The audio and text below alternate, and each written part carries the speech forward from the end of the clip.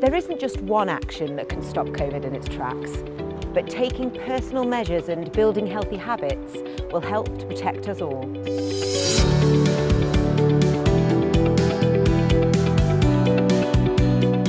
COVID-19 spreads in confined spaces, crowded places and close contact settings. Wash your hands regularly and practice good hand hygiene. Carry a face covering at all times and wear it in any crowded or busy places. Increase your distance when you can and seek out fresh air either by meeting outdoors or increasing ventilation indoors. These little personal steps will really help add up and protect not only you, but those around you.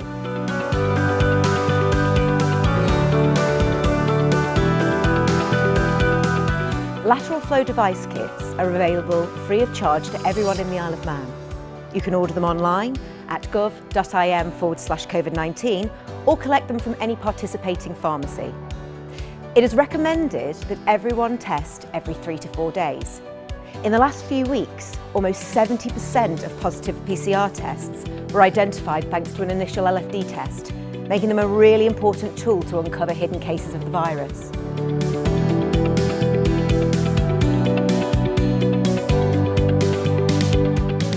Vaccinations are effective in preventing severe illness, hospitalisation and even death. The vaccination programme is available to all island residents aged 16 and over and provides our greatest collective defence and ability to manage COVID-19 long term. It takes just 1 minute to register for the COVID-19 vaccination and it could save you from severe infection.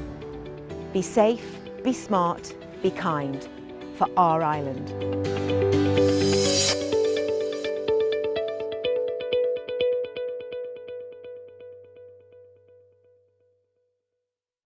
Hello and welcome to Election 2021 Question Time. In this edition, we feature the candidates looking to represent the constituency of Ramsey.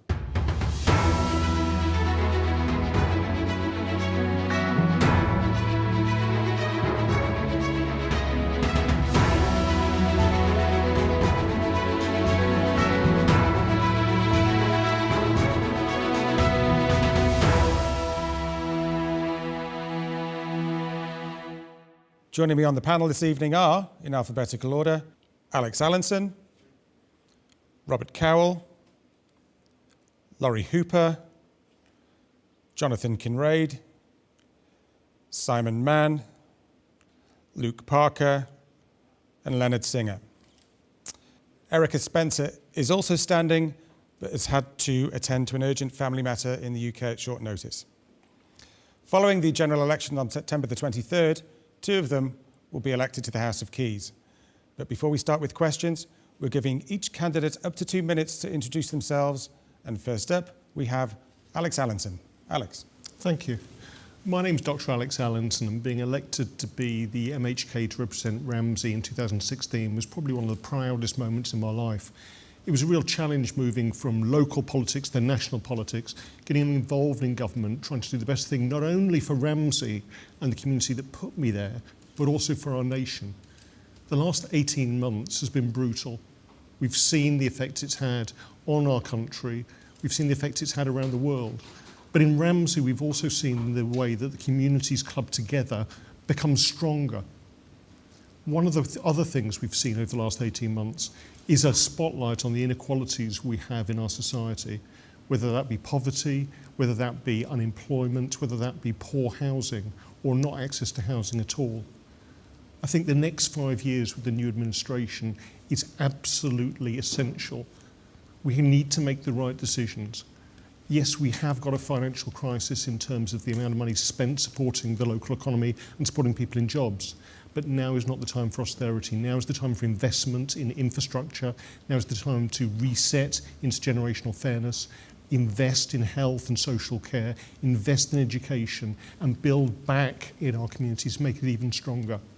I believe the next 5 years will have challenges, but also will have major opportunities for our nation. And that's why I want to stand again to be MHK, to be part of that move, to be part of government, to make the right decisions for our country and the right decisions for our people, both in Ramsey, but also nationally, because we are interconnected. And what happens in the north also has repercussions right the way across our country. Thank you. Thank you, Alex. Robert Cowell. Thank you very much.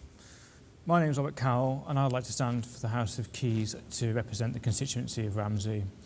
I stood a few months ago to represent the town through the town hall of the Ramsey Commissioners. As Dr. Allinson said, there's a lot of issues that face the Isle of Man currently. The one I'd like to address most is rate reform and try and make the island a fairer place for everyone to live. One of the biggest issues I think is important to the island right now is to retain youth talent. Far too many of our younger people leave the Isle of Man for the brighter lights of city life or even just the UK, and they never come back.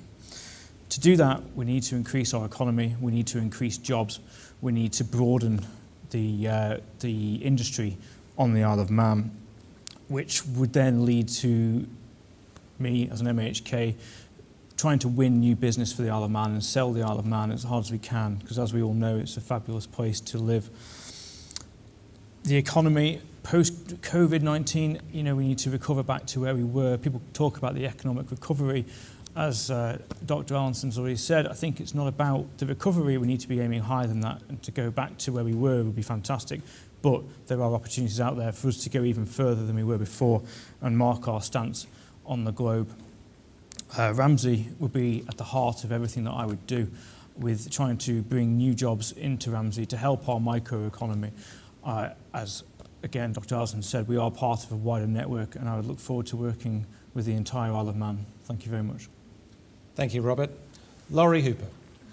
Thanks very much, Richard.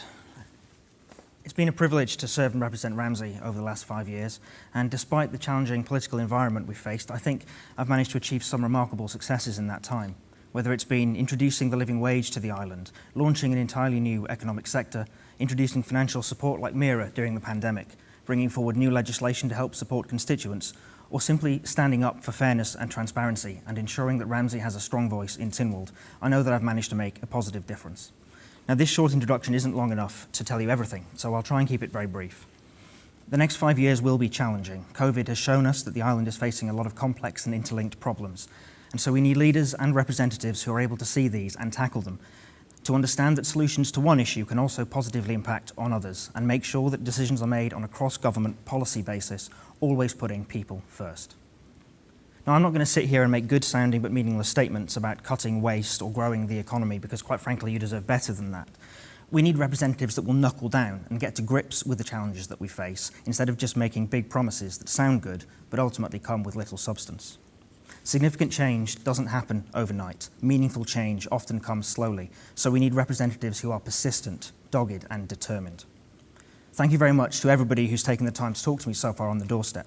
I've taken a lot away from these conversations, and whilst I couldn't fit everything into my manifesto, I have been taking notes, and I have a lot of things to get back to work on. Now, I know politicians do like to make promises, so here's mine. I'll work hard, I'll do my best, and I will always put Ramsey first. I'm here to work for you. Thank you very much for listening. I'm Laurie Hooper, your Liberal Vanning candidate for Ramsey. Thank you, Laurie. Jonathan Kinraid. Thank you. Hello, I'm Jonathan Kinraid. I'm 45 now, and over the last 25 years, I've had a varied work experience, pretty much 50-50 split within my own business, running my own businesses, which has shown me some of the challenges that people face doing that, and working for significant local companies and big companies in primarily IT, in finance and the gaming area. I think those skills combined and those experiences combined have exposed me to a broad section of society and given me a real insight into both sides of the card, being self-employed and working for a business. I'm a very proud Manxman, and I really want to, if elected, be able to try and help see the island and the people of the island thrive and flourish. I love Ramsey, and it has been mentioned that I don't currently live in Ramsey. This is a disappointment to me. We had expected to be living there long before now, but unfortunately the house move is taking a long time. I really want to be part, and would love to be part, of a calibration between government, the Ramsey commissioners, the residents of Ramsey, the businesses of Ramsey, in really working to drive Ramsey forward. Key issues for me would be Ramsey and everything about the town, the quayside, the flood defences and healthcare. And nationally, I would focus strongly on, similar to Rob, really, housing, the skills shortage, the birth rate, and our young people leaving. Too many of our young people are leaving for the UK and not coming back. If we can fix some of those issues, or at least partway fix some of those issues, it becomes almost a virtuous circle. And you fix some of those issues, you keep more people here, it's more sustainable for more businesses to open up, and so it all goes round about. I think I would bring some out-of-the-box thinking, new ideas, new solutions. I'm not scared of challenging conversations and appropriate conversations, even if it rattles a few cages and causes discomfort for people. Thank you. Thank you, Jonathan. Simon Mann. Yes, good evening. I'm Simon Mann. I'm a lawyer qualified in 2 jurisdictions. And I'm standing firstly to grasp the 2 thorny issues that affect Ramsey. I am firmly against the marina proposal on a number of grounds, and I wish to see that the problems over the GPs and the Ramsey Group practice are brought to an end by the creation of a new modern medical centre and the redevelopment of the Ramsey Cottage Hospital site. Nationally, we've heard a lot of talk about affordable housing, and I have a major proposal for this island, that we create a Department of Housing. We have a housing minister created who reports regularly to Tynwald, and behind that department sits a housing trust that takes hold of all the and administers all the public sector houses, raises the necessary finance for building more public sector houses without necessarily the constraints of Tynwald. And more importantly, it oversees and administers and creates affordable housing for our young people. And by affordable housing, I mean houses that aren't just produced apparently cheaply by developers, but are produced at cost, made of materials that a couple of years down the line don't need to be repainted.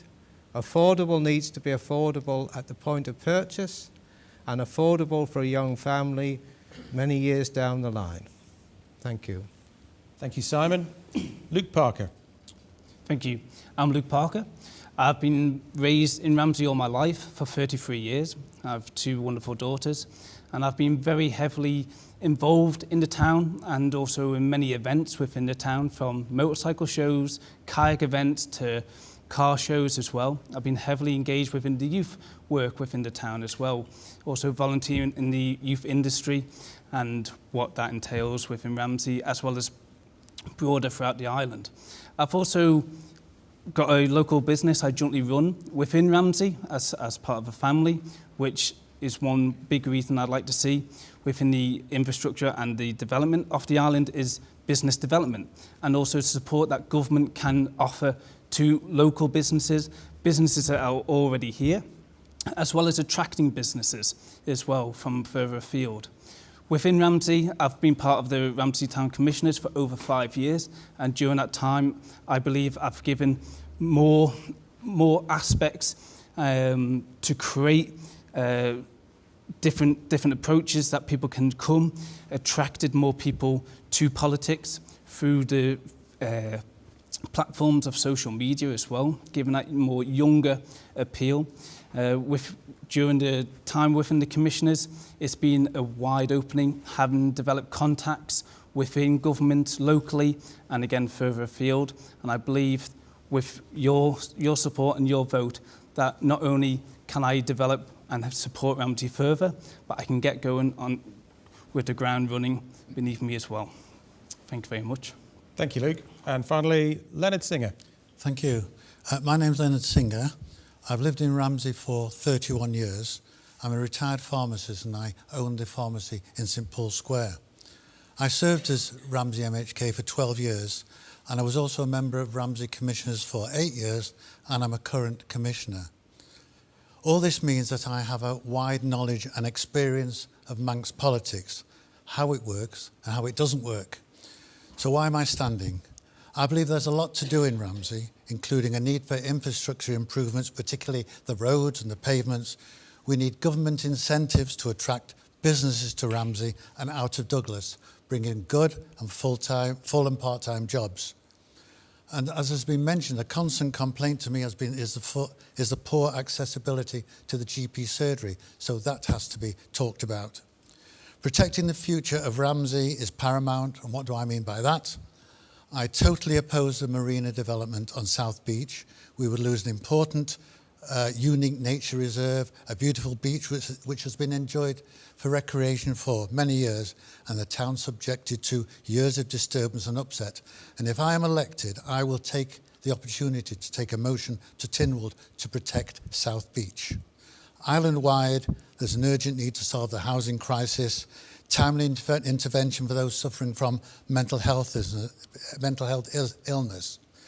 But the most important thing is that without a strong economy and being able to increase tax receipts, there'll be no money for health services and infrastructure development. Thank you, Leonard. Okay, kicking off with the questions. Leonard, I think you've been checking out my notes because the first question is related to what each of the candidates' big idea is to grow the economy, but more importantly, to grow the tax revenues to government to pay for all the wish lists on all the candidates' campaign literature and manifestos. So, Leonard Singer, would you like to address that first, please? Yeah, well, there's no doubt in my mind that the economy has been declining on this island. And that's not just before, that was before COVID, and of course COVID has made it even more difficult.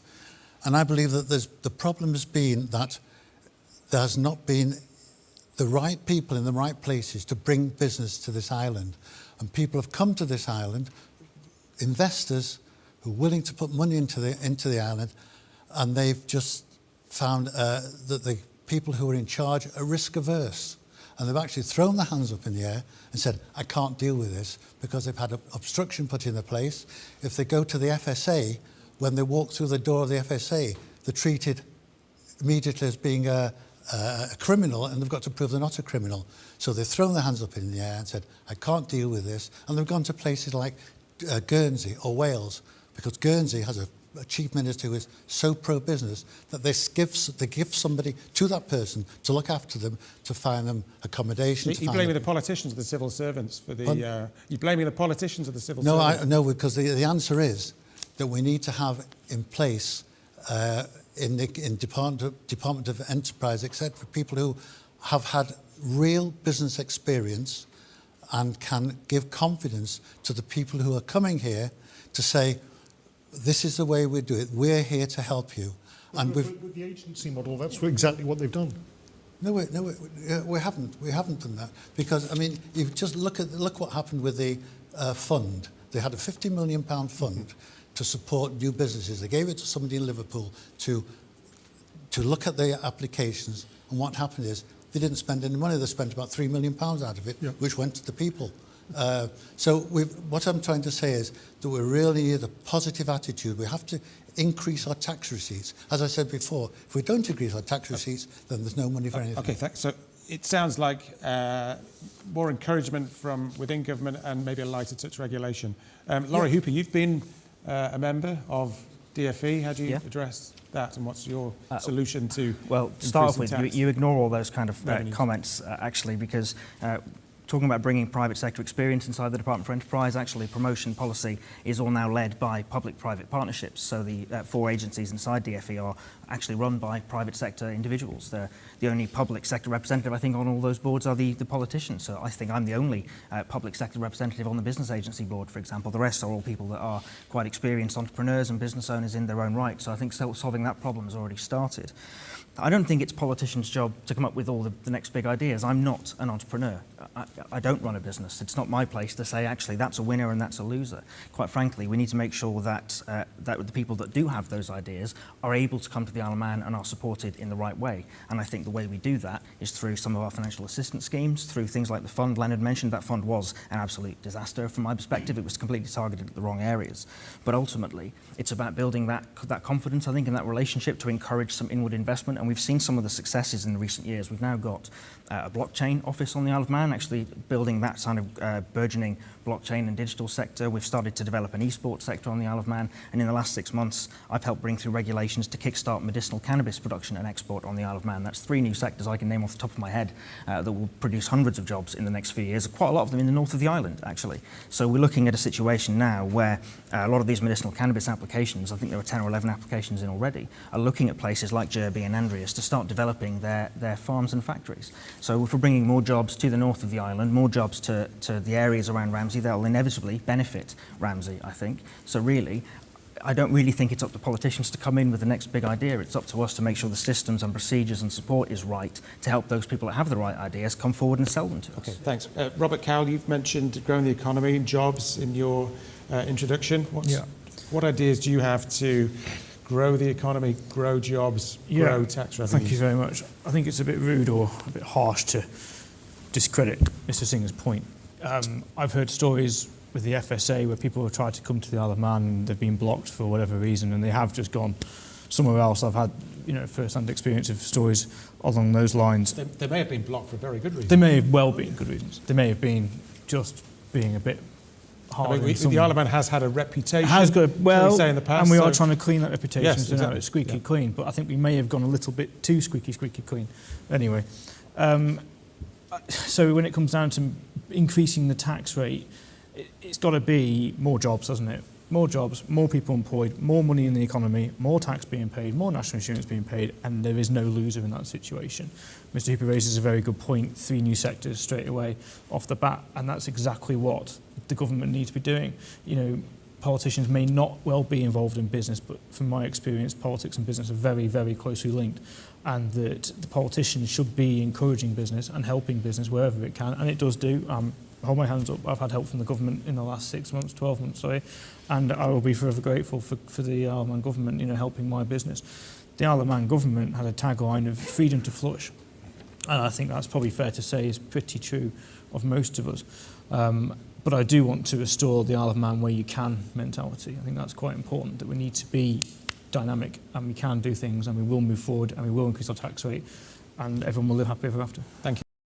Jonathan Kinraid, you've been involved in business many years. Yeah, What's I your have, view? and I've experienced a bit of both sides to this, where I've worked on a lot of projects over the years where people have been trying to relocate to the island, and they've gone to significant expense with lawyers and architects and all those sort of things, and myself getting involved as well, and got to a point where either they've given up and gone to Guernsey or Jersey or somewhere else.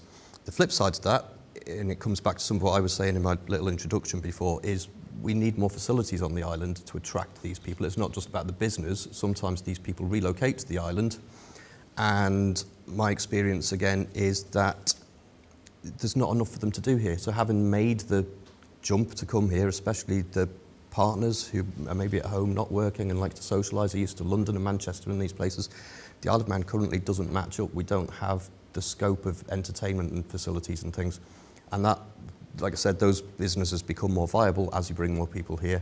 There are definitely sectors that we can tap into. Esports is a brilliant one that I've been quite involved in as well, especially on the sim racing side.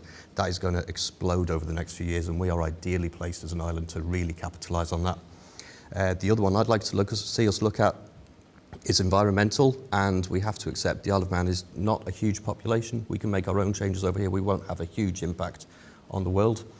What we could do is set up as a centre of excellence for companies that are trying to get into that environmental space and trying to develop new environmental ideas and products. Why not encourage them to be not based here, because it doesn't work with manufacturing and things, but have a presence here, have some of their IP here, and use us as a test bed. If they've got a new building or technique, let us try it out. Let us benefit from the PR as well as them. Okay, thank you. Alex Allenson?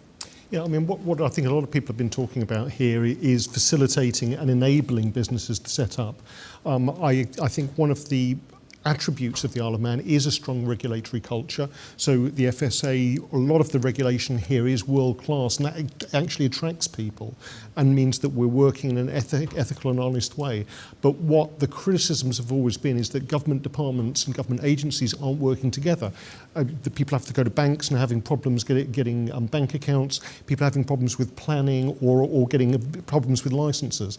One of the things we've seen over the last 18 months through COVID is government departments working together, all the people who need to make decisions around the table at once. And if we're going to encourage businesses, we need to keep that ethos going forward so we can attract the best people to relocate here, but also grow the active working population.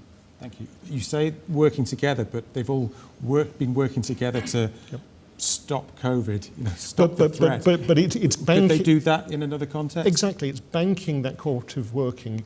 Again, when somebody comes over with millions of pounds to invest in the Isle of Man, they should not have to go from room to room, building to building to talk to those people. All those people should come together for them, and that's the way we can drive things forward. Thank you. Luke Parker? Yeah, me and take Dr. Allison's point. And while I don't have the experience of working within government on that scale and working with those parties, I have got experience within the retail sector. And I also challenge what Mr. Singer said, where he said economy is on the decline.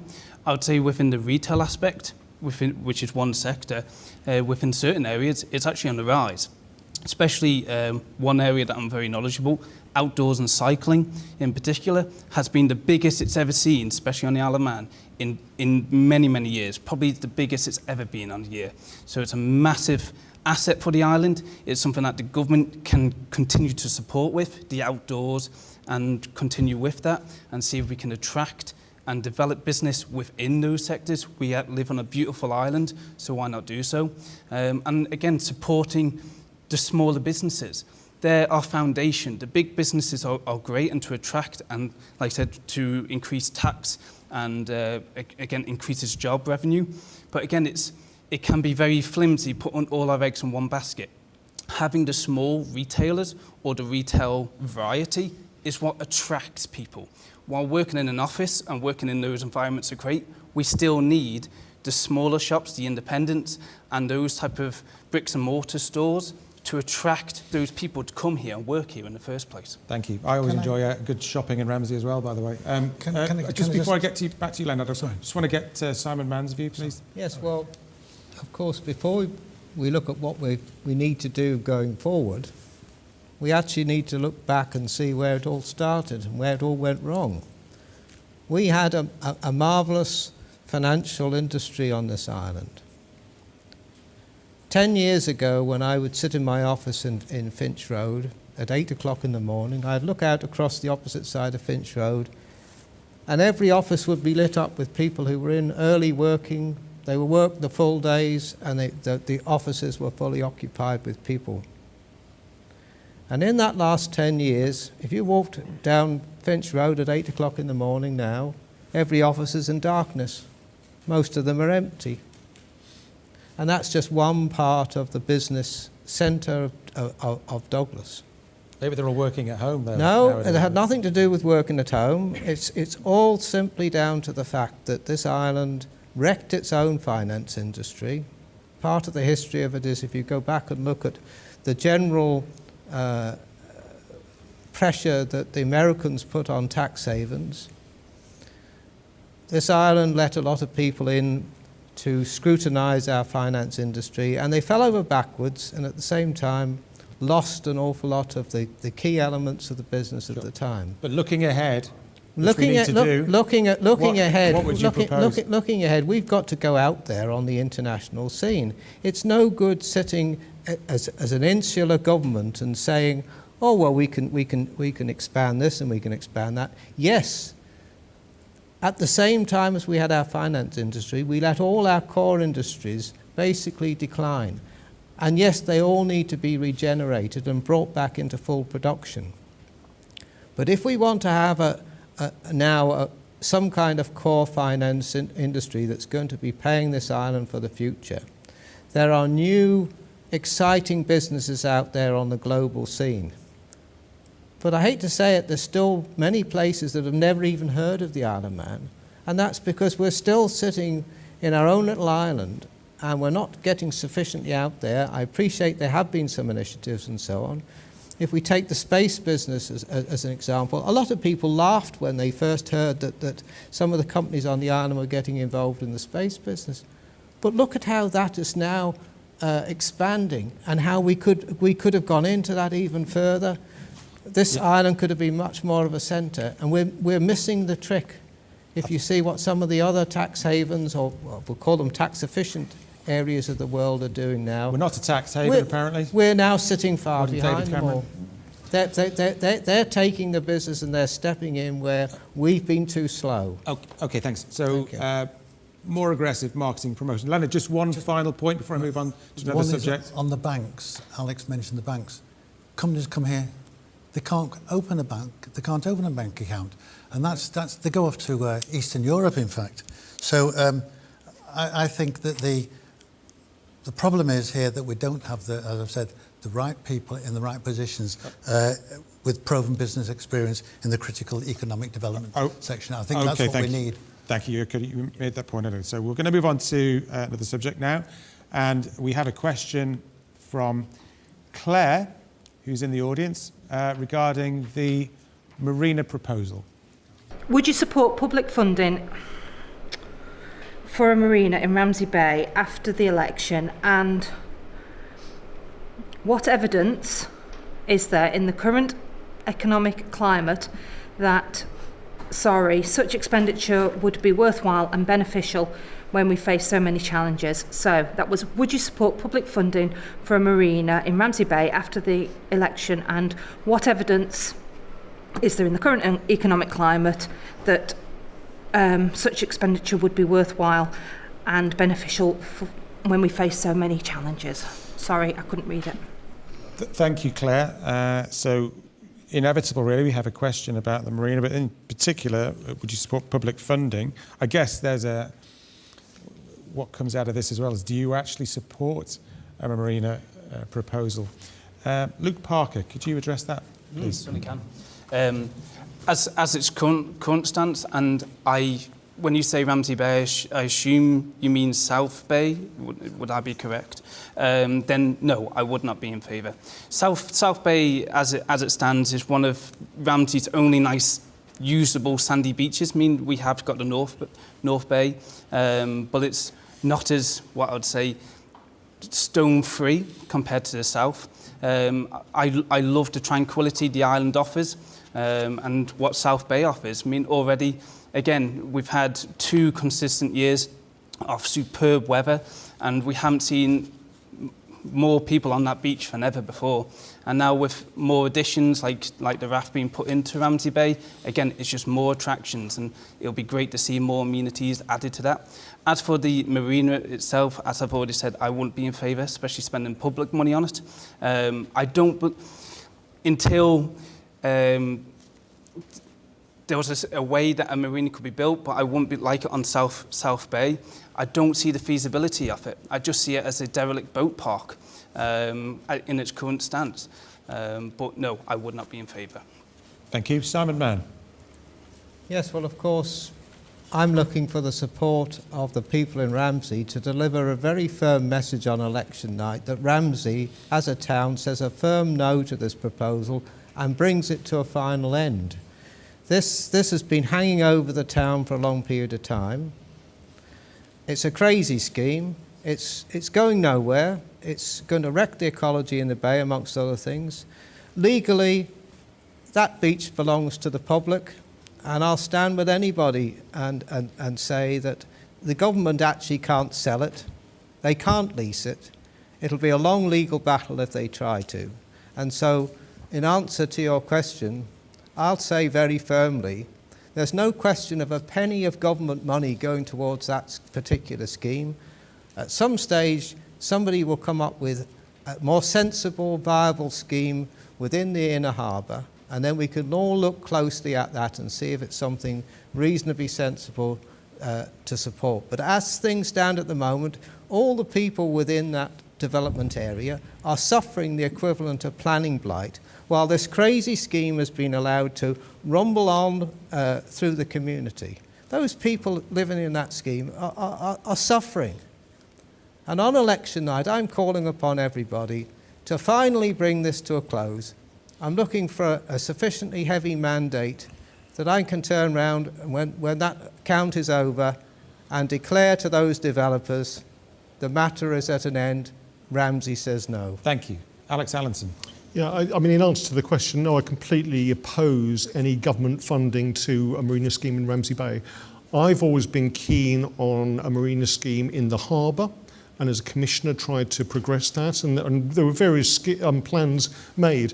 3 years ago, when people started talking about a marina in the bay just as a concept, I had an open mind about it, but that was 3 years ago. And what we've seen since then is a huge amount of concern and anxiety from people living in South Ramsey, but all over Ramsey. Nothing has actually been done about those proposals. The people behind it have not had any agreement with DOI to advance it. They've been told there'll be no government funding. They haven't got a lease. And let's be quite clear about this. Any application for planning would have to go through a full transparent planning process, would have to have environmental impact surveys.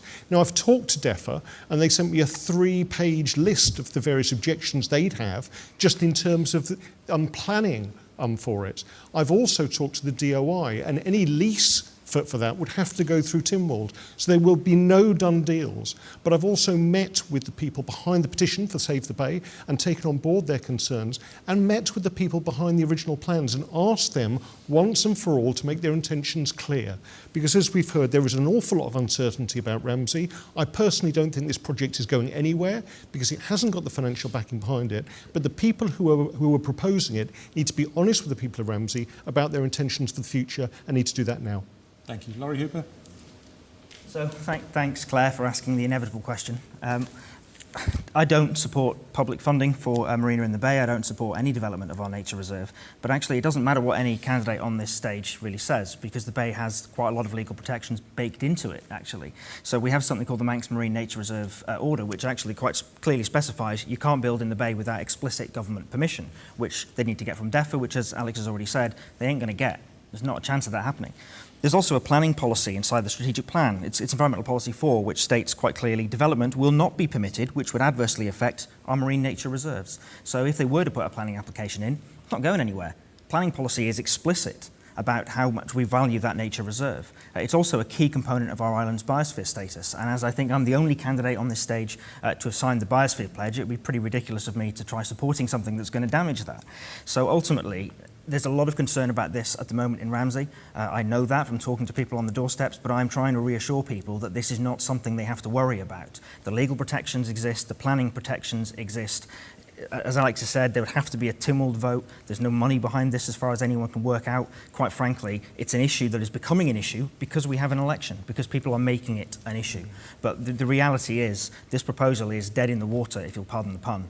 And quite frankly, it's not an issue I think we should be concerned about. I'd much rather be talking about affordable housing and economic growth and the healthcare service and actual issues that we know we're going to face, rather than overly worrying about something which, as far as I can already work out from my conversations with various government departments, hasn't made any progress in 2 years and is highly unlikely to see any in the near future.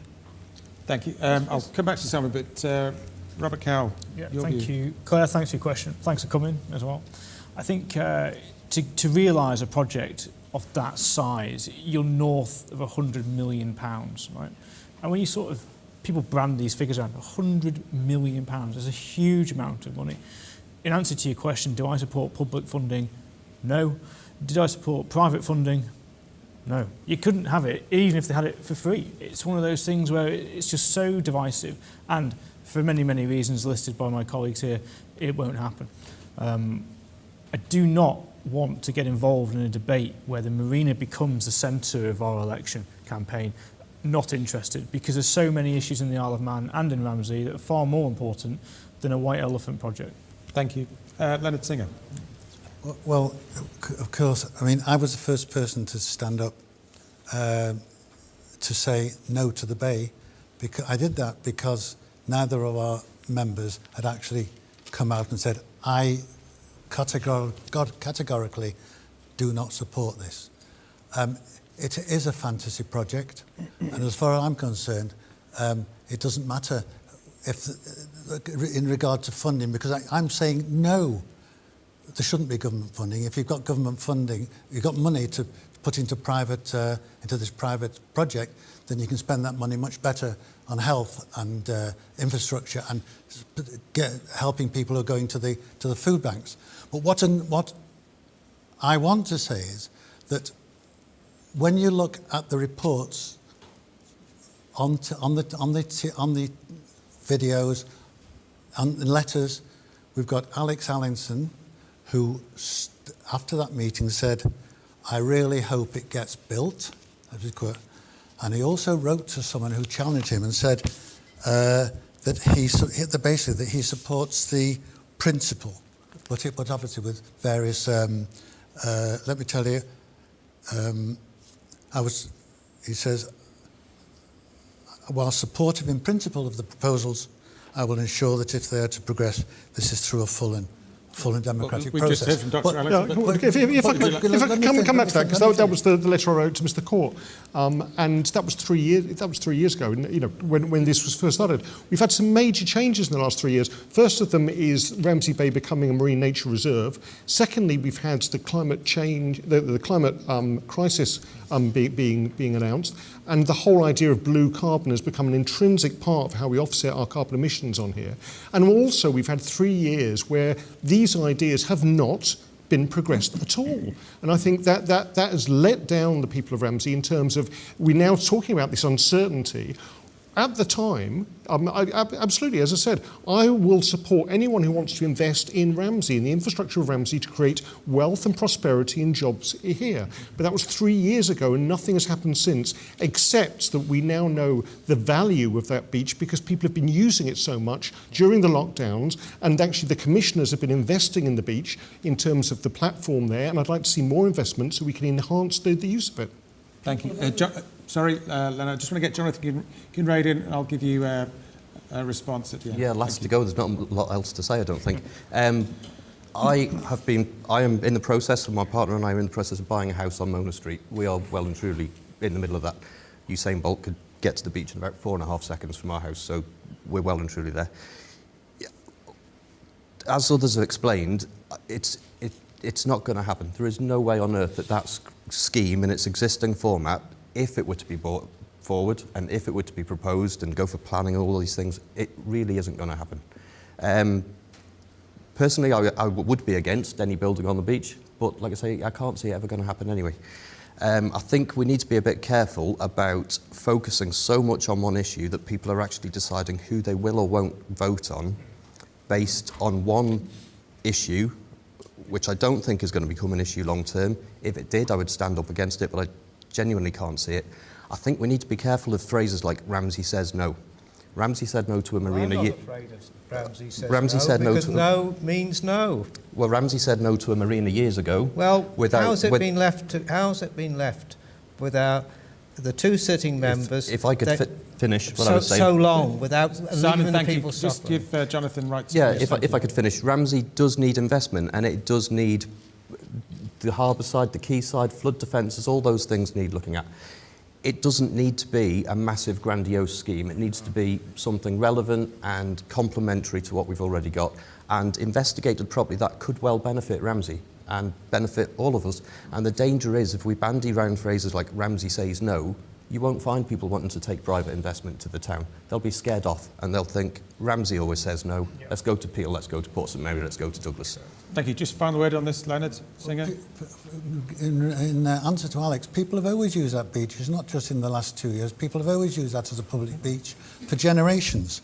And I'm afraid that neither of the members have had 2 years. They've had 2 years to stand up and say no. There's quite a good reason for that, actually, Leonard. So when there's nothing on the table, there's nothing to say no to. So I haven't said no to building a nuclear power plant on Queen's Pier because it's not. It has been on the table because. No, Leonard, it hasn't. This is my point. So they did a public presentation. Was it 2-3 years ago up at Mountain View? Since then, it's gone. This only became an issue when a certain election candidate stood up and publicly said, I don't want this. It's a truth in politics that you never believe anything until it's been denied. Well, it's very easy to stand up and say, I don't want this to happen. But actually, it was never going to happen. The reason you haven't heard anyone say anything about it in the last 2 years is because it has not been happening. Well, I guarantee you. People who've suffered in the meantime, within that area, property prices have been reduced. Some of them are elderly people. It's been a nightmare to them. There's any evidence to support I would that, say there's a substantial amount of evidence there are a lot of people the people living in King's and Queen's Court. Those people there are going to be immediately affected along the promenade. They have suffered for far too long over There are a lot of people that are worried about and to dismiss it as something that Ramsey won't say no to. Ramsey's going to be very clear in what it's saying no to. It's not saying no to investment in the town. It's saying no to that particular crazy scheme. And it should have been said no to a long time ago. Well, I'm going to deliver that message. Well, I've come across people who are supportive of it, even people living on Queen's Promenade who are supportive of it. So when you say Ramsey says no, it's people hopefully will vote, give myself a vote, because I stand against it. Other people will not vote for me because they support it.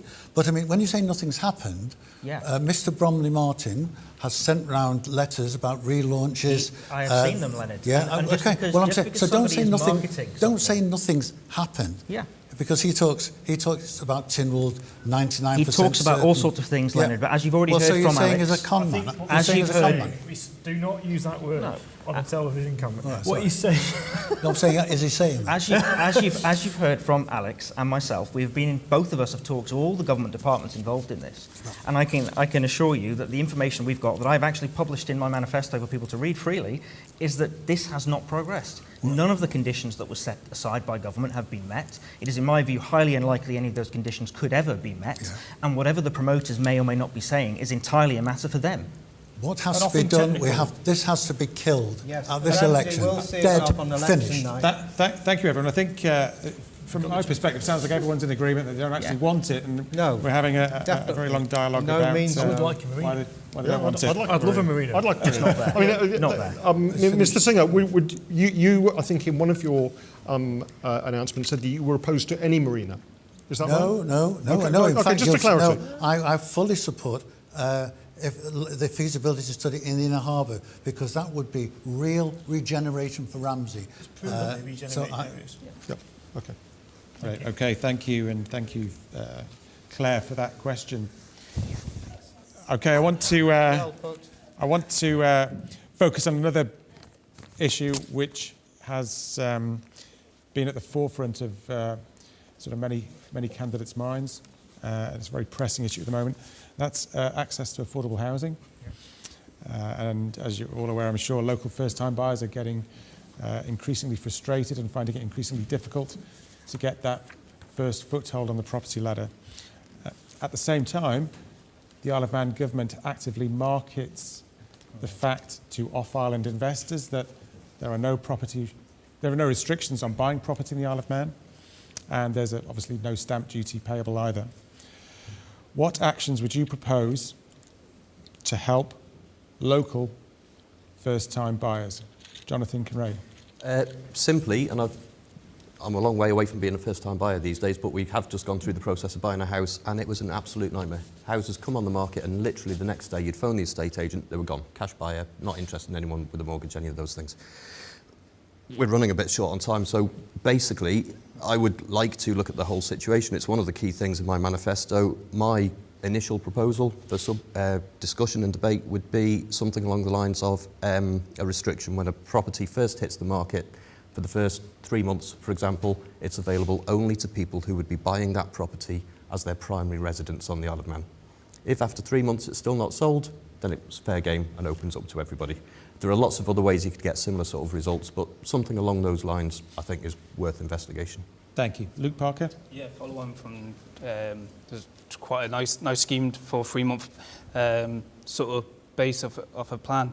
Another way is for extra funding or support from government to allow especially younger people to be able to jointly buy with government the houses, or what I would love to see is a savings scheme, potentially where younger generation or their families can put money in and the government can potentially match that to create, even if wasn't the whole purchase of the house, a deposit where banks or other funding is available then to purchase the house, which will be really good for younger people to get on the stepping stone for purchasing the houses. But also when you say affordable housing, it could also generate not just affordable first-time buyers housing, to actually buy a house that isn't on the first-time buying scheme, where it could actually be a family of 4, but they're trying to buy their first house. Most first-time buyers' houses are generally a 2 or 3 bed, but they need bigger, where those type of schemes can actually support beyond from first-time buyers as well. Leonard Singer? Yeah. I agree. It's very difficult. I mean, when you have Dandara, the building estates, they've got to put a certain number of what they term first-time buyers' housing in there. But there's the cost of these houses is still out of the reach of these people. What I would like to see is government using maybe brownfield sites and specifying that these are for first-time buyers' housing. The government to specify the quality of the house, the price of the house, and to be absolutely sure that the people going in are first-time buyers, that they're not bought by speculators, 2, 3, 4 houses, and then rented them off. Because the present first-time buyers government scheme has not worked. It's just not worked. But I only read in the paper yesterday, you might know about it, that there's a new scheme coming forward. I hope, I've not seen the details, I hope this is a better scheme to get people onto the housing ladder. But I certainly think that, and for people who, a lot of people will never be able to afford housing, we need something like housing associations, good housing associations, who can build good quality at reasonable rent, and these then help house people who can't afford it to buy a house, and those could also be on these brownfield sites, and I think that would be a help. Thank you. Robert Cowell. Thank you very much, yeah. I might be wrong, but this isn't a new problem. We've been here before in the 70s and probably in the 80s as well, and now it's our generation's turn. You know, our generation, or the younger generation, have been through a lot of major issues in the world that other generations perhaps haven't. I think that to get it going, I'd like to see the Isle of Man government support young people. We have to entice our young people. I know of many people who have had a house deposit, or they're trying to save a house deposit, and in the end, they can't do it, and they go and buy a house in the UK for £80,000 or £100,000, and we lose them. I like Luke's idea of some form of savings account with the government that parents could put money into, like a fixed bond or something like that. But yeah, for me, it would be if the government could help in some way in selling land to people, they can build their own houses, boost the building market. The government can't solve every issue, but it can help people, and that's what we're here to do. You know, I want to help people. Thank you. Alex Allenson? I think this obviously is a very complicated issue, because actually if you put lots of money into housing, you can artificially inflate the prices. We've seen that in the UK, but also we're going through a housing bubble here, which has exacerbated what was lying underneath. what is key to this is actually having a proper housing strategy, which has been started by the Cabinet Office to look at it in the round. But what we need to do also is tackle intergenerational fairness, make sure people have decently secure, well-paid jobs so they can afford to get onto the housing market. And one of the ways of doing that is for government to underwrite deposits, not to inflate the price, but to actually give them the backing they need to make the decision they want. The first-time buyers scheme is being reviewed. A lot of other things need to be reviewed. And the fact that we've now got a development corporation means that we can use private investment and private initiative to have things like rent-to-buy schemes, which have never been tried on the island, but have been very successful across and in other jurisdictions. Yeah. Thank you. Simon Mann? Yes, well, again, one has to look back to the 70s as to how the government actually dealt with precisely this issue. In those days, you had building by private enterprise, and what it comes down to is what's the true cost of a house? Because the kind of prices that young people are being presented is the finished article after various levels of profit have been applied. And so to drill it down to the core issue is government needs to acquire the land to start off with. There's no good the developer getting it because the developer will have paid a premium and he's going to want a return on it. Government then either needs to build the house or make the land available by one of these building by private enterprise schemes. But really the best thing that can ever be delivered to a young person is a building at just basic cost, that they can possibly have their hand in how they would like it designed, the size of it and so on. Now obviously they're going to be restricted by what they can afford, but you make an affordable house by starting with the land, and you get your quantity surveyor to actually work out what all the materials come to. And what that total is actually what the price of the house should be. Where we're going wrong on this island is the profit and greed is still coming in, even at the lowest end of the market. Profit and greed are there, and government has been following that. And so what we need to do is get down to the basics. If you set out with this piece of land here now to build a house, and you used local timber, local building materials and so on as much as you could, at cost, you would certainly produce a very reasonable house. I have recently heard that I believe there's a firm now that's looking at eco houses, and I think there's some other firms looking at relatively inexpensive prefabricated houses, which brings the bricks and mortar element down even more. And those are the elements we've got to concentrate on. I started this meeting this evening with the recommendation that we have a housing department, a housing minister and a housing trust. The housing trust I would expect to have industry people, experienced builders, quantity surveyors and so on its board to deliver those houses, to deliver the schemes. And all that government's got to do actually is to find the finance to start off with to get the basic land at good price, okay, and to get the price down. I would like to... Thank you. I just want to get Laurie Hooper's view in, and I'll come back to you, Luke. Thank you. Thanks, Richard. So talk of a government housing trust. Within the last 6 months, I helped set up something called the Manx Development Corporation, which Alex has already mentioned. This is essentially a government developer that will build affordable housing on government-owned brownfield sites. So Simon's suggestion of we should definitely do something, been there, done that, Simon, it's up and running. We haven't got a housing minister, we haven't got a housing department, and it's going nowhere so far. Okay, fair enough. And you've had several years to do something about it. And again, young people on this island have suffered in the meantime and are still suffering. They can't get houses and they're having to leave the island. So what's actually been achieved? I'm assuming you're going to let me finish. It's not a time to pat yourself on the back, sorry. Simon, thank you. The point I'm making is this is already in train. So Alex mentioned that we now have a working group setting up an all-island housing strategy. Again, that was off the back of a motion that I brought to Tynwald to start this process. So it is an issue. Housing has been an issue on the island for a long time. This is not new. The one thing that concerns me about the debate we're having around this table, actually, is that we're all talking about first-time buyers. There isn't anybody talking about last-time buyers, about a couple that separate and still needs to buy a house. There isn't any support under the government system for those sort of schemes, and there needs to be. Because affordable housing isn't just about affordable housing for young people or affordable housing for people that have got 2 jobs and can afford to pay a hefty mortgage. Affordable housing means affordable housing for everybody. And that means everybody at all stages of life and all types of housing need as well. There are some people who don't want to buy a house. But you would agree that it's young people who are disproportionately affected by this issue? I have been making that argument for 5 years. We have seen wage stagnation on the Isle of Man for the best part of a decade.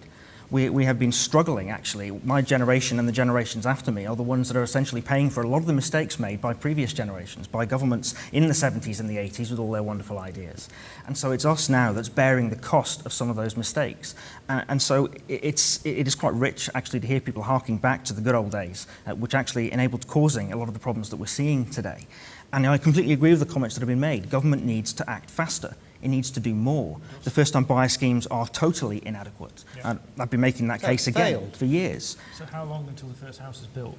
I would like to think in the next 12 months. That's my hope. Very good. I'd like to think that the government will be able to support things like a mortgage guarantee scheme that they have in the UK. They've relaunched that in the UK because it was so successful. Because it helps lower... The Development Corporation seems to have a hell of a lot on its plate. It does. It's got a massive challenge ahead of it to start solving some of these issues, but it's only one part of the puzzle. The commissioners are another part of the puzzle in terms of getting more public sector housing. Would it be fair to say that there's probably the focus for the corporation is maybe on Douglas sites in terms of commercial sites, and the likes of the more regional towns, if I can call it that, will get left behind? No, so I would very much like that not to happen, quite frankly. So the focus inevitably will be on Douglas, where most of the housing need is. But I think there are lots of very viable brownfield sites in Ramsey and other parts of the island that could easily be developed as part of an affordable housing plan. And in fact, the commissioners for a long time have had plans to build affordable housing on some of those sites in Ramsey themselves. So why hasn't it happened? So really what government needs to do is enable and support them in actually delivering some of these plans. OK, just want to get Luke's view, thanks. Follow on from Mr Mann's comment. Being part of the Housing Committee for 5 years with Ramsey Town Commissioners, we've actually found we actually own our own land to build on. But what we found with the massive increase with the construction industry, with all the materials, the new regulations that government's now enforcing with the green schemes, with insulation and air source heat pumps and things, it's actually not viable for us to even build our own homes.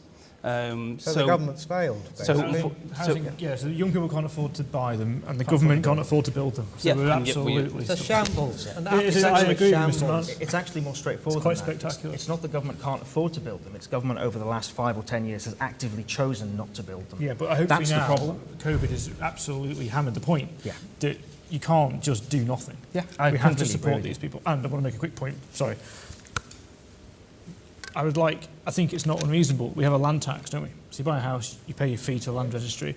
If that's a second house or a third house or a fourth house, you start paying tax, and you start paying some pretty big tax because that's a commercial activity. Again, we did change the law 2 years ago to make that happen, and in the last 2 years it's raised an extra £1.2 million in revenue. You increased the thresholds on the... No, we separated it out. So if you buy a property as an owner-occupier, you now pay less than if you're buying it as an investor.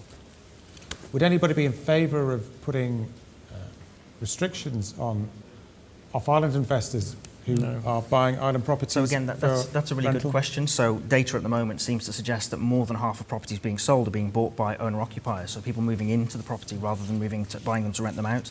So there's the problem's being over-egged, do you think? Possibly. I think the real answer is we don't know. So if it turns out that actually a lot of this price bubble is being driven by off-island speculation, I think there has to be something. But is there a point of principle, perhaps? Yep. Leonard Singer? One of the problems I've come across talking on the doorstep is that people are in a house and the house is quite large and they want to sell this house. And they'll get a really good price for it now, but when they try to move somewhere else, to somewhere smaller, that has gone up so much that they're saying, I can't really afford to move. Which is the whole thing about intergenerational fairness. It's not just first-time buyers wanting to upsize, it's people wanting to downsize as well, because I've had the same issue. Yeah. And it's trying to make that as easy as possible for people to make that transition. But also, at the end of the day, we are dealing with a business where it is supply and demand, and I don't think anyone can honestly say that we don't need to build more houses. The question is where we build them and the quality of the houses that we build and the affordability. If you do build affordable housing at a high quality, I hope, then that should have to remain affordable. It can't be sold to anyone else at all. That is, we have commissioners' housing and then you have affordable housing. It's almost like another bracket in between private ownership. It's a difficult bridge to build, but something we have to do through shared ownership, perhaps. It's about talking about that. Driving it through, is there? Well, and there hasn't been for the We last need some drivers, few Simon. years. For the last Well, year. exactly. for the last I'll year, drive there it has through been. if necessary. So for the last year, Things there have has got been to people change in driving this it next through. government. It's no good sitting on the fence and doing nothing. People are waiting for these houses. How long are they expected to wait? Is the building of more social housing It's got to be solution? done. Yes, I think it is, because the other aspect of all this is affordable rents. That if young people are in rented accommodation with the rents that are asked at the moment, they find it very hard to save for a deposit. So one of the initiatives is to have mid-rent. So it's not either or, either commissioners' housing or private. You have a midway point whereby people can actually live well in a nice accommodation, but also have enough to save to actually move on when they've got a deposit. That's the situation. That's perfect. It's also worth highlighting that actually it's not just changing the building more public sector housing that's the solution, but you need to change some of the eligibility and access criteria as well. So over the last 5 years, I can't even begin to count the number of people that have approached me for help and support, because the arbitrary rules government applies to who can and can't qualify for public sector housing has left people in genuine housing need just out in the cold. And that is completely unacceptable. It needs to change. And I think there's a lot that can be done quite quickly by the next government to make some of those changes that are needed. The building of public sector housing would mask a problem. Yeah. Within RTC, we've actually seen a decline in requirement of housing. However, now house prices are going up more so than people can afford. Rents, as already said, going up more than people can afford. That demand is going to go up. And our waiting lists going to climb back again, unfortunately. So, unfortunately, building social housing, as much as we do require some, it will only just mask a problem, and it's not curing the I have overall. one very quick point. Sure. An area that often gets overlooked, I think, in this. Affordable housing is great, and ideas like Mr. Mann, cheap housing, build cheap housing. There are a whole group of people who over the last 2 or 3 years have made massive sacrifices to put themselves onto that housing ladder. And if you suddenly bring a load of cheap housing into the market, you're doing a massive disservice to those people who've made that sacrifice and put themselves in that position, who are going to end up in negative equity. So you can still support people to buy houses, but you need to be very careful that by doing that, you don't crash the housing market and leave a load of people in negative equity as well. Okay, one quick word, Leonard Singer. Luke mentioned joint equity, and I think this is a very good way of getting people onto the housing ladder. And I think my idea of housing associations, that could be actually incorporated into joint equity, where they buy half the house, they rent half the house, and over a period of time, they can buy the rest of the house. So the two government first-time buyer schemes are shared equity schemes already. Well, and they're not as effective as they could be. Well, it which needs to be effective. Which is why you need to look at things like mortgage guarantee schemes as a change, because really the issue people are having is getting that deposit together in the first place, Well, if the government's not necessarily affordability. got that principle, then that's very good. Okay, gentlemen, thank you. That wraps up our questions for this evening. I was thinking we've got the wrap-ups as well, so yeah. Okay. You're in luck. You've got bonus time. Yeah. Okay, next question. The Isle of Man's only one of a small handful of countries in the world with de-restricted roads, and the current road safety strategy states that the nature of our roads is part of the culture of the Isle of Man.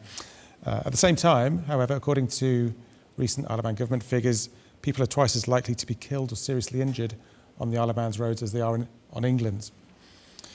The mountain road, obviously very important in your constituency, has had to be closed on numerous occasions this year because of accidents. Where do you sit on this issue? Do you support the retention of de-restricted roads, the ability to go at high speed, or would you be in favour of the application of a maximum speed limit on all of the island's roads? Robert Cowell. Bizarrely, I nearly had a head-on crash on the way here tonight, and he was going very fast. I like the Isle of Man for freedom. The Isle of Man is not a place where you get socially controlled to a point where you're restrained. I think the speed limit is one of those things where, is it going to save lives? If we put a speed limit in, is the individual who wants to go fast going to abide by that speed limit. There was a speed limit put in last year at 40 miles an hour. 40. For the sole purpose of yeah. reducing the pressure on the and hospital. That was painful. So it took you an hour to get. The implication is that to reduce directly accidents, correlated. you need to reduce yeah, the speed. you could say that. You could say that. Do I support an all-island speed limit in the question? No, I don't think I do. So,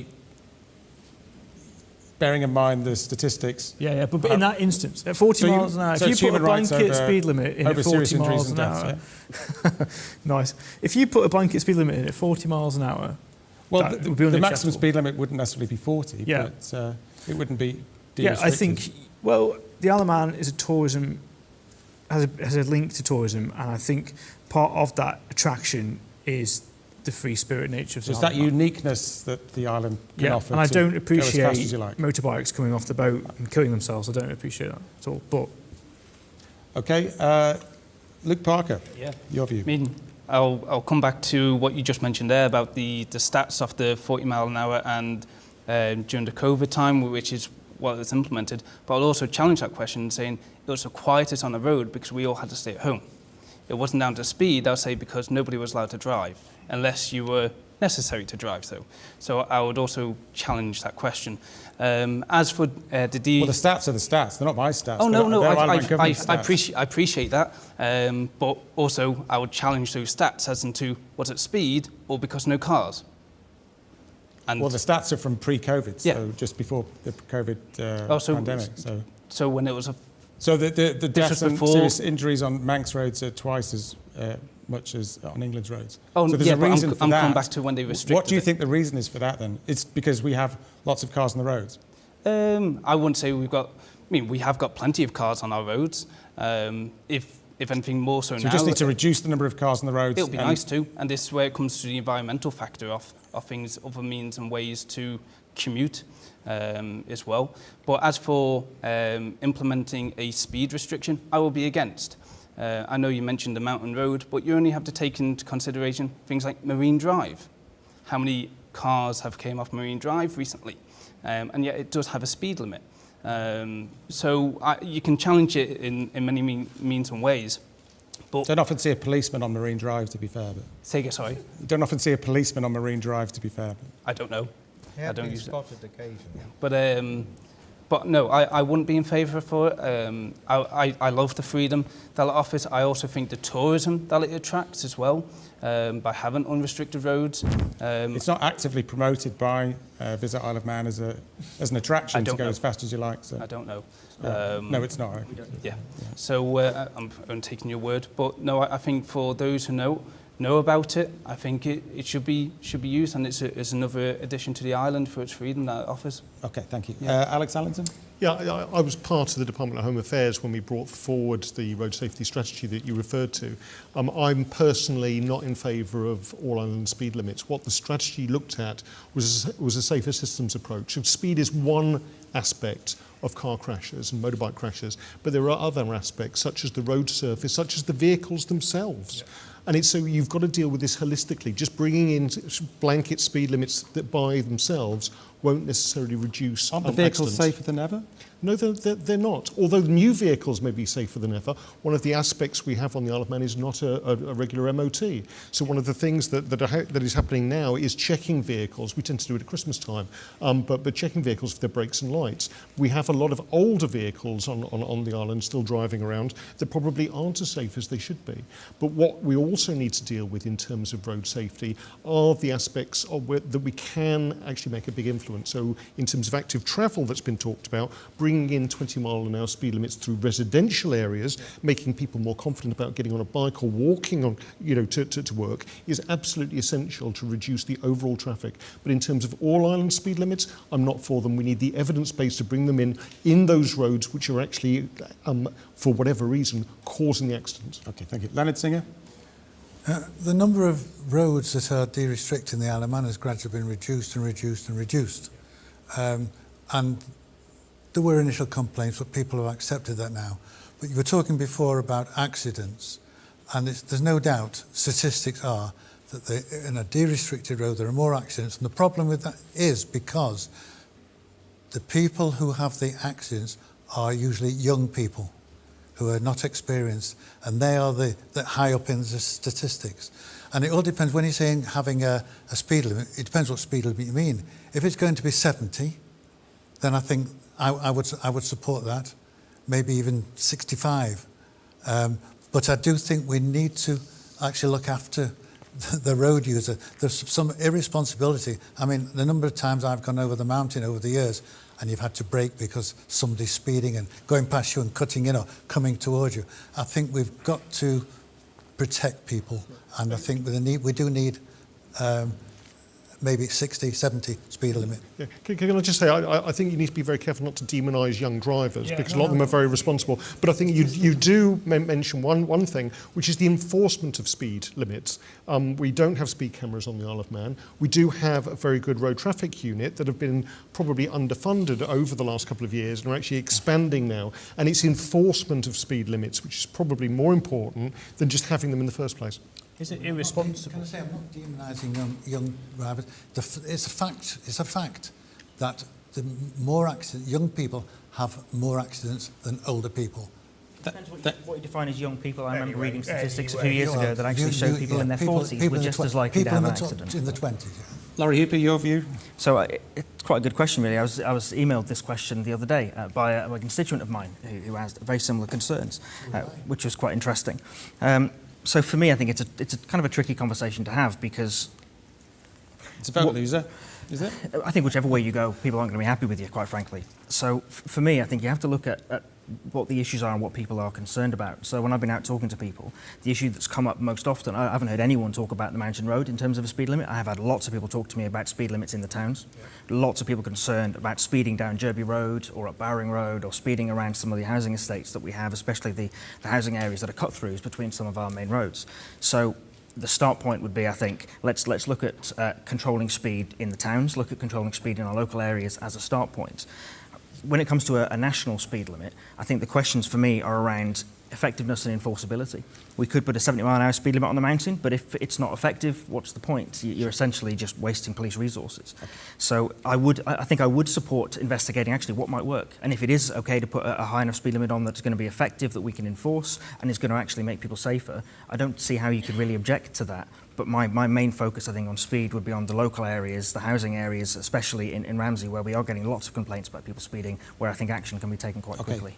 Thank you. Simon Mann. Yes, well, of course, from my former life as a policeman for 22 years, when you've been to the door of somebody's house to give the family the result of a fatality, there's no doubt in your mind that something's wrong with the law. The majority of accidents on this island are caused by speed, and pretty nearly speed alone, although we can now add an additional factor about the appalling state of the roads. Governments shy away sometimes from responsible, tough decisions that are unpopular with the public, and this is just one of them. I'm all in favour of an all-island speed limit. Yes, you could relax it for the TT fortnight and for the Manx Grand Prix fortnight by putting in place, and only relax it on the TT course, I might add, by putting in place round the course additional safety features to compensate for that. But the rest of the year, you have only to step out onto any of the roads on this island. It is possessed with lunatics.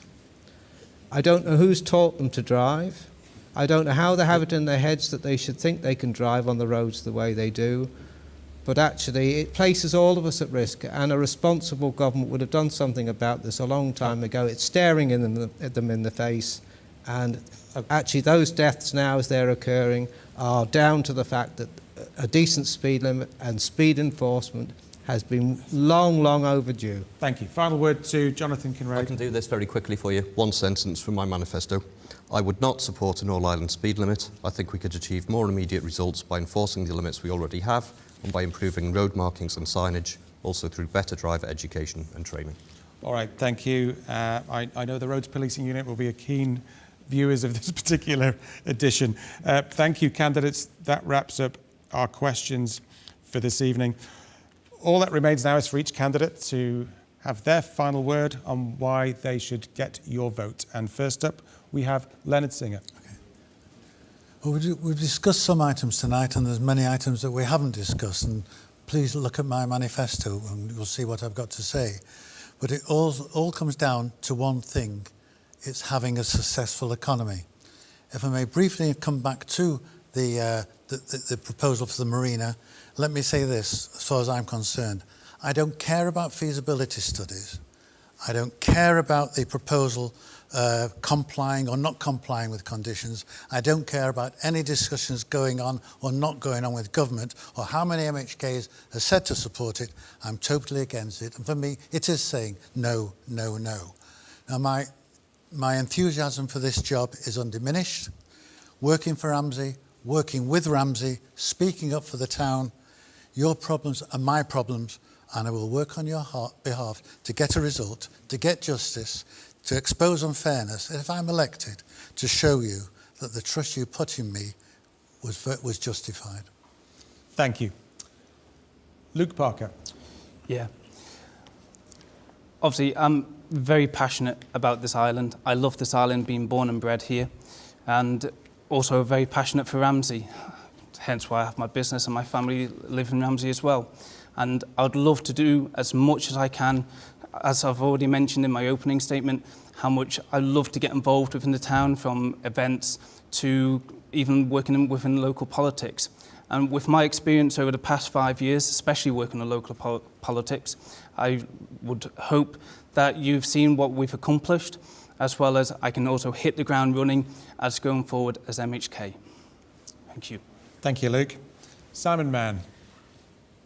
Yes, well, on election night, I am going to deliver those two messages: that Ramsey says no to this crazy marina project, and that it says very much yes to getting this, which we haven't talked about much tonight, getting a new GP surgery and a new medical centre for the town. All I can say is that if you elect me, it's not going to be an easy ride in that House of Keys. The last 5 years have been particularly poor. There hasn't been sufficient scrutiny. And all I would say is, going forward, the words are going to be, this island can and will do better. And I intend to make sure that that happens. Thank you, Simon. Jonathan Kinraid. Yeah, thank you. Nothing would make me more proud than to represent the people of Ramsey and to be given the chance to be a catalyst for real growth that is sympathetic to everything that the residents and businesses of the town already love. If we tackle the obvious and simple issues first and do those things properly, and then build to more radical and adventurous ideas, always with clear communication and input from the residents and businesses, we've got a real solid basis to grow without over-promising and being under-delivering on things. I would promise to be open, available and trustworthy, and would work with passion and determination. I have no fear of challenging the status quo and pushing for real change. I am trying hard to visit everybody over the next few weeks, but please get in touch for a chat if I haven't made it to you yet and you would like to arrange an appointment. Thank you. Thank you, Jonathan. Laurie Hooper. Thanks very much, Richard. You've heard from all the candidates over the course of this debate programme, and I hope I've managed to convince you that I'm the right choice for Ramsey. I'm not making grandiose promises that I won't be able to keep, but I will work hard and I will work for you. I think I've demonstrated over the last 5 years that I have the drive, the energy, passion, commitment and enthusiasm to represent you well, and the courage to stand up for Ramsey and make your voices heard. Thank you again for talking with me on the doorstep.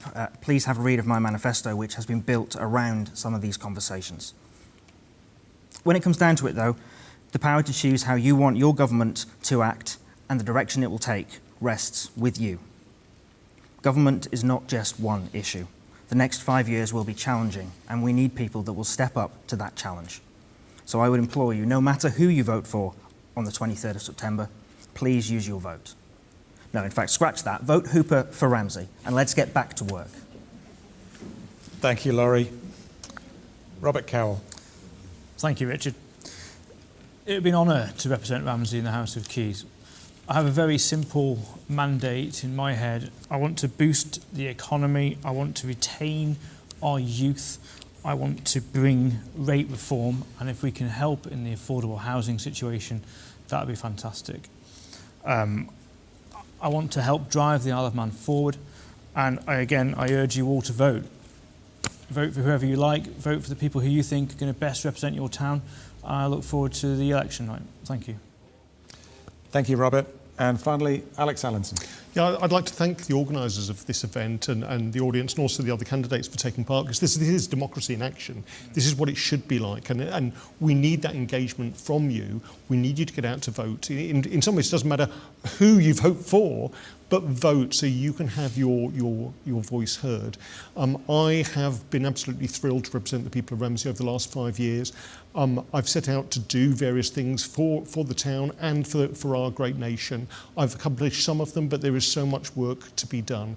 The next 5 years will be a challenge, but also there'll be opportunities. And I want to be part, not just of Tynwald, but of government to actually drive those changes forward. So on the 23rd of September, please vote, please watch this programme, please look at some of the other hustings, make your mind up, but get out there and tick the box. Thank you. Thank you very much, Alex. Thank you again to all the candidates and to the audience members for attending this evening. The candidates are Alex Allinson, Robert Cowell, Laurie Hooper, Jonathan Kinraid, Simon Mann, Luke Parker, and Leonard Singer. And Erica Spencer is also standing, but unfortunately couldn't be with us tonight. So now it's over to you. Where will your vote be going on September the 23rd? Thank you for watching. Goodbye.